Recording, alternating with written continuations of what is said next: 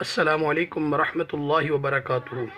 دوستو، اگر آپ یہ چاہتے ہیں کہ اللہ تعالیٰ آپ کے مال کی، آپ کے اہل و عیال کی، آپ کی اولاد کی اللہ حفاظت فرمائے، تو حدیث پاک میں مروی اس دعا کو اپنا معمول بنا لیں جو اللہ کے محبوب صلی اللہ علیہ وآلہ وسلم نے اپنے ایک صحابی کو تعلیم کی تھی۔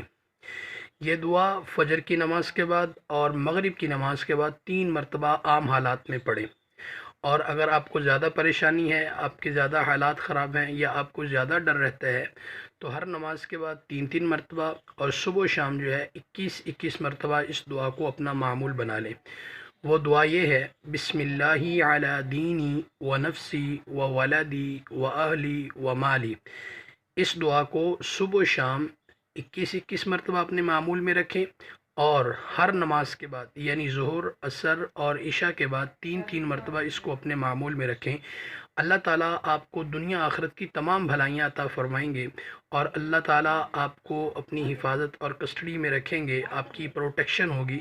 تو یہ دعا بہت قیمتی دعا ہے: بسم اللہ علی دینی و نفسی و ولدی و اہلی و مالی۔